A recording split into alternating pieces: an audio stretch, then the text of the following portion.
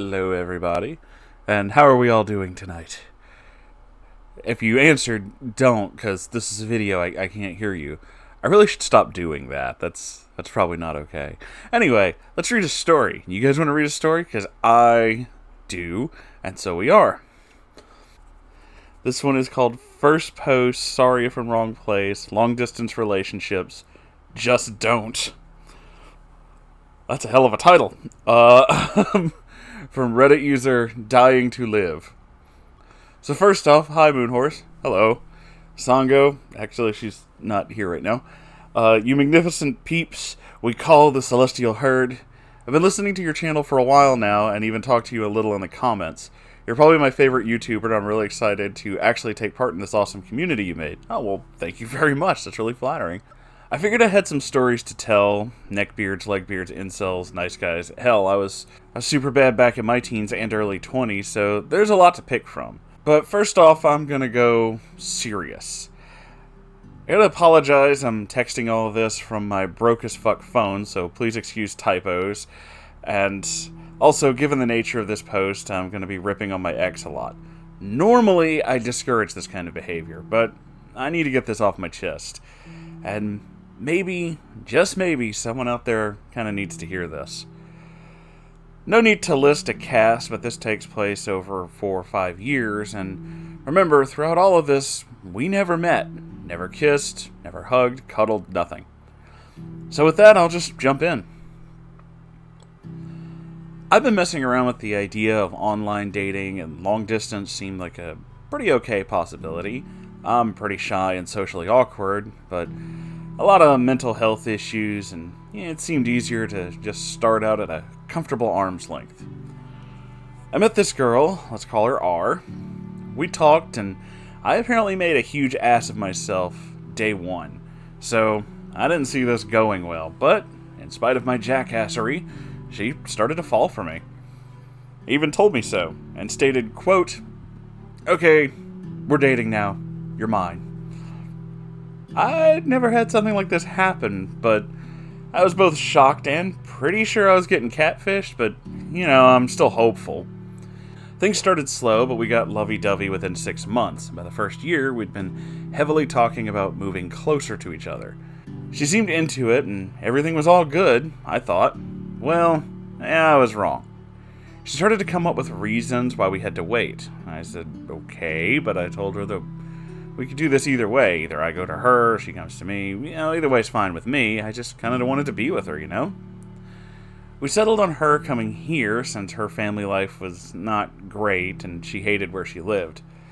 So I saved money and moved trying to land myself in a place that would be conducive to us being together. Moved to a different town with a big enough place for myself, my sister, her boyfriend, and R to comfortably cohabitate, with rent being cheap enough to not have to rush R into getting a job in a new state right off the bat, A few months later, she tells me she doesn't want to move up here again, but won't tell me why.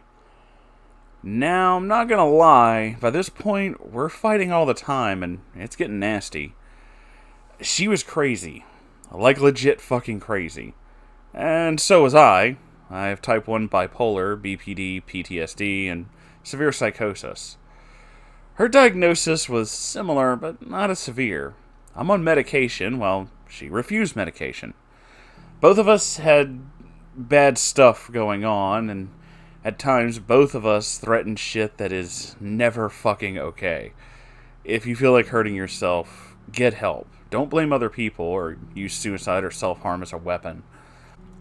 At one point, I just couldn't take it anymore. We fought so fucking much, I was done. I had work and told her, look, I can't do this. I'm not right now. I gotta go to work. We can talk about this when I get home. So I go to work and my phone is blowing up so much that my boss threatens, kind of jokes, to just take my phone. I take it and see 10 plus messages and a bunch of calls from R and my longtime friend. We'll just call him M.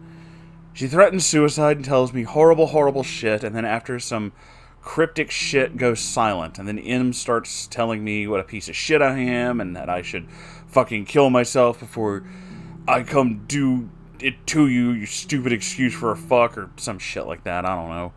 I'm confused, because I didn't realize M had slid into her DMs as the nice guy to swoop in on, at the time, the love of my life. It's at this point I tried to calm him down enough to explain what's going on. Turns out, when I went to work, R had, quote, taken a fuck ton of pills, unquote, and stopped replying, aka was dead, and that this was my fault. He refused to hear my side, only telling me how awful I was for ruining such a nice, beautiful girl for a nice guy, his words, like him, before suggesting that I start sucking a shotgun and blocking me. So I start blowing up R's phone. I'm worried and confused and a little mad. I told her that if she's okay, she needs to respond now. I'm not playing games. She responded within 30 minutes with some story about how she's at the hospital. Which is weird because when you're in the hospital because of suicide-related stuff, they don't let you check yourself out. But she's out and on her way home within an hour. So things with us level out and go back to normal, our usual amount of fighting. Should have left, but, I loved her and I just wanted this to work. Fast forward, and I've moved again, but unfortunately I have to move back home with my parents for a while.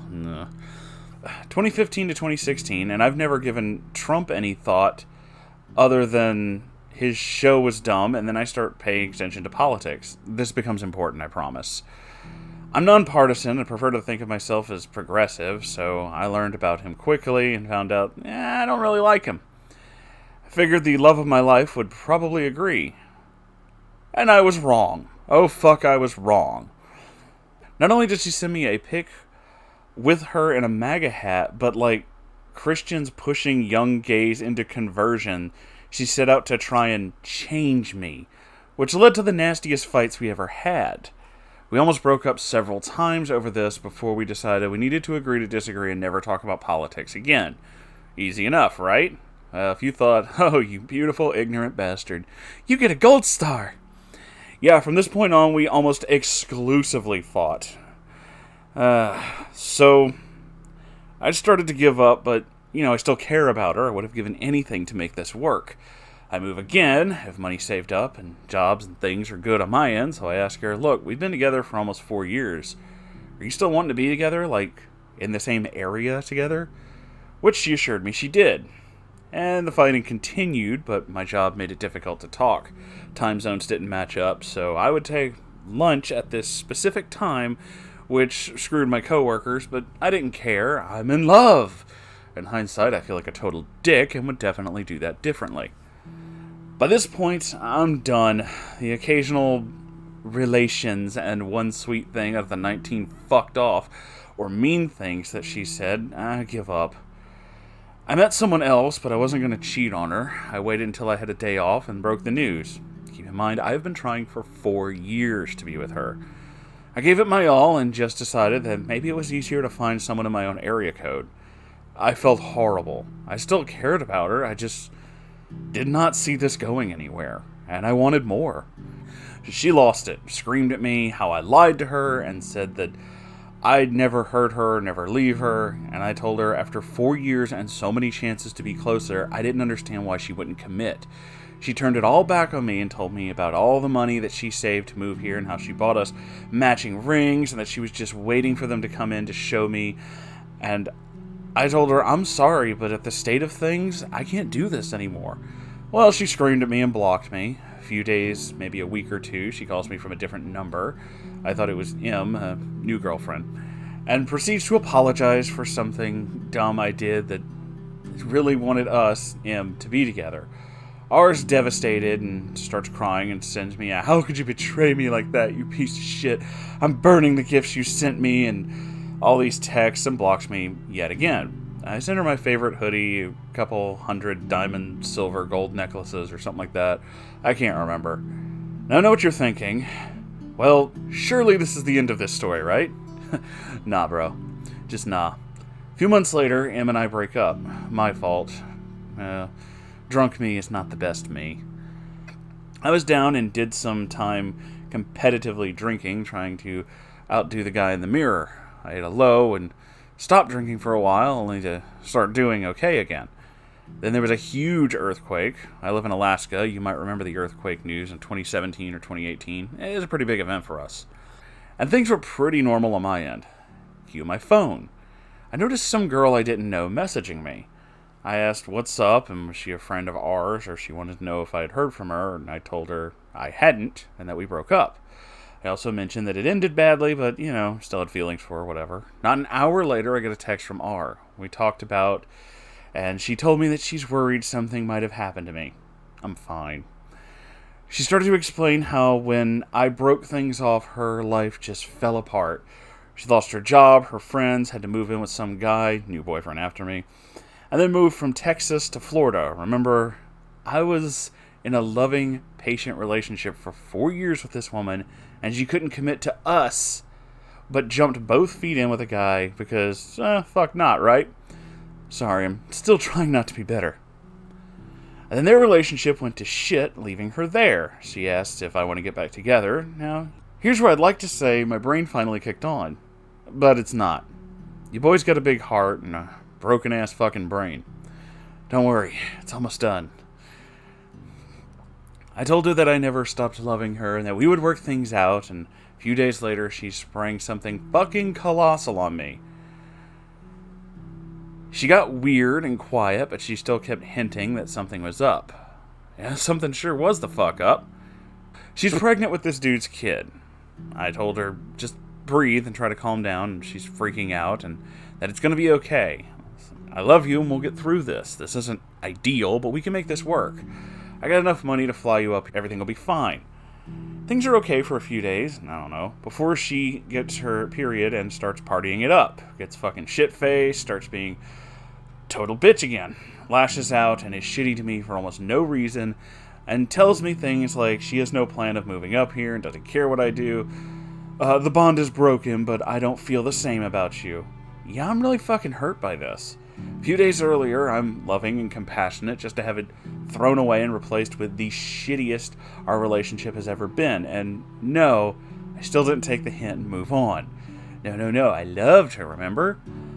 February 13th rolls around and she's acting weird. We fought a little the night before, but that's nothing. And she texts me to call her, and I do, and very stoically she says that she's done, she doesn't love me anymore, and some really shit excuse.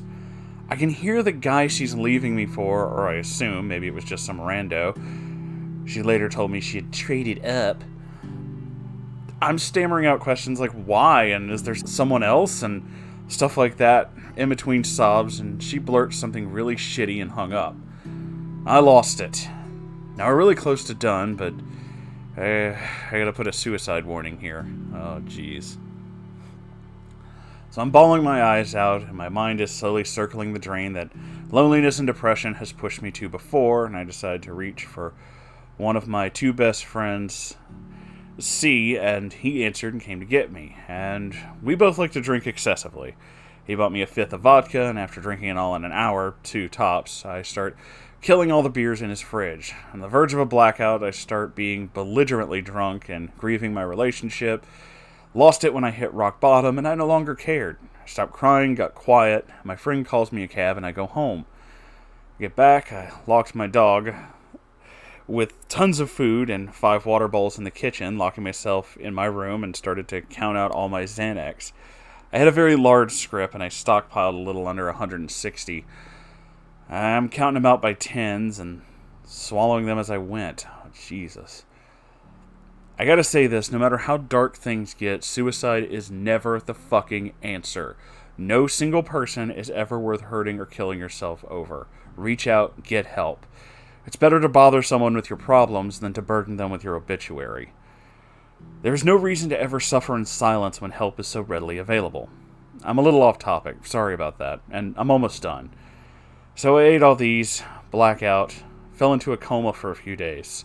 My friend C came to check me out at some point, and I remember seeing him, but he told me that I was stumbling and falling all over the place, broken English at best, and like single words, and at the time I'd both pissed myself and vomited everywhere.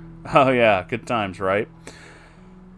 So I come to around February 15th, and I swore I was done with Xanax and was going to get a grip on myself, and I obviously fucking needed help. So I really needed to stop drinking this time for real.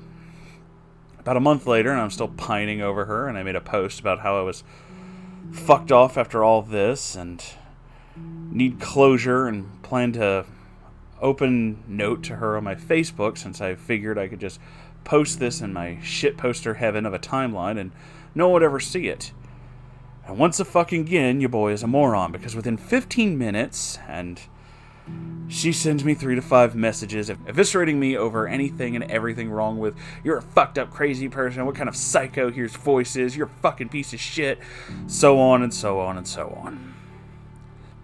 She ends this, lovely enough, to say that I should kill myself so that the next girl won't have to waste the time and heartache that I would surely cause. Lovely, right? Definitely the kind of shit you should easily be able to say someone you loved, but I digress. She blocked me, and I'm cool with that. If she ever comes back, I'm going to be civil, but I don't deserve all that. Well, I'm not sure what to call this level of fuckery. Maybe you guys can enlighten me. Edit. I was just reading this and I forgot that she's a full-blown fucking narcissist. Never ever date anyone with a narcissistic personality disorder.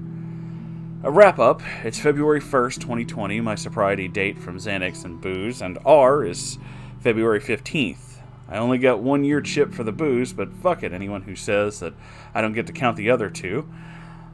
I do. I'm doing alright, all healed up and happily single. I know I said it a bunch, but please, if you're ever suicidal or have some sort of depression, reach out and get help. What you're going through is temporary and suicide is permanent. There are people who love and care about you. The world's a better place with you in it.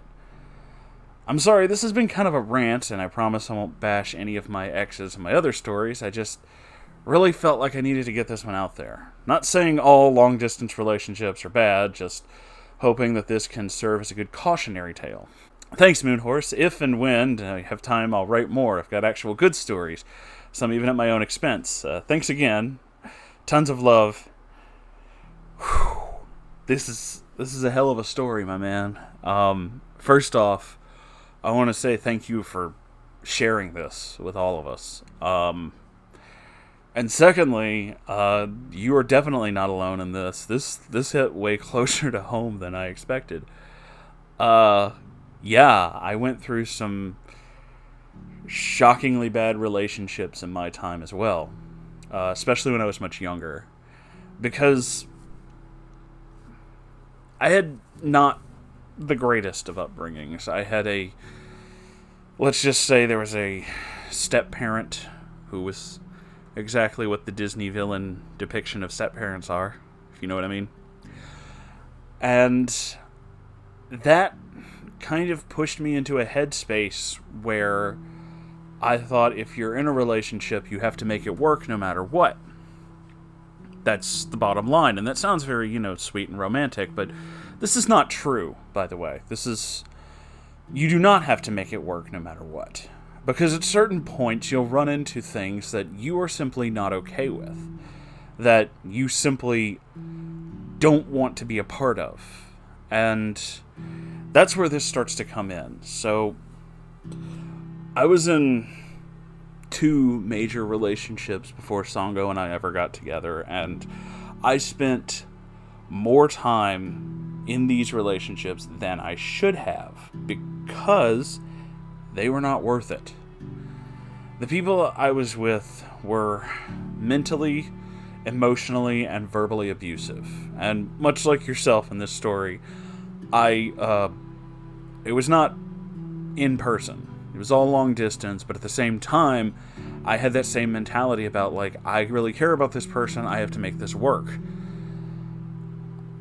I now know, having been through all that, and understanding what a healthy relationship is, and being with somebody who actually is interested in me, and actually does care about me, that those were incredibly toxic relationships, and I absolutely want nothing to do with anything like that ever again. The warnings about suicide definitely hit close to home, too, because I went through a lot of that, too. I have chronic depression. I don't take anything for it, because, honestly, it's been getting better. I don't deal with it nearly as much. And I think a lot of it is being able to do this kind of stuff with you guys. Having a purpose and doing the thing you love really drives your attitude. It really drives how things work. This is always something I wanted to do, so this helps a lot with my mental state. Being further and further away from those people who were incredibly toxic in my life is absolutely a wonderful thing. Every now and then I'll get messages from people that I've had to cut out because I knew these people, when I was in my most depressed, most upset states. So a lot of them still think that they can just come back at any time and get me to do whatever they want, because that's, again, with the story and the narcissistic thing, that is exactly what these people do. They use people, especially if you're emotionally or mentally compromised in some way. They use that for their own benefit. So, let me go ahead and, this is going to be kind of a longer video, but let me go ahead and share some things with not just our wonderful OP, but every one of you here. This not wanting to move in with you thing, where every single time you had set up this whole plan for you two to be together, and she would shoot that down, I also went through that. I specifically went through a lot of work to try and make certain parts of former relationships work. To be with this person, to eventually us actually be in the same physical location. And every single time, this would be resisted. There would be a lot of, excuses. And it's because the entire time I was with both of these people, they were sleeping with other people on the side. And that's why they didn't want to leave. Because why would you want to give up your emotional support and your physical support when you can so easily separate them and get what you want out of both of them? Narcissists are kind of like that. I believe the word we're looking for is evil. It's a little bit like that, and yeah, I can blame them for leading me down the horrible rabbit hole that has honestly benefited me in certain respects, but has been incredibly toxic in other respects. It was because of them that I fell into certain less than reputable subgenre communities, if you know what I'm trying to say.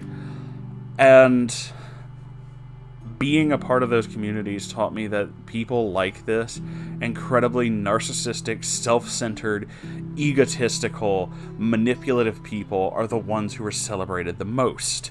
They're the ones who always wind up on top in these groups, and if you're ever actually having a problem, they throw you to the fucking wolves and expect whatever happens to you to just happen, and they don't care.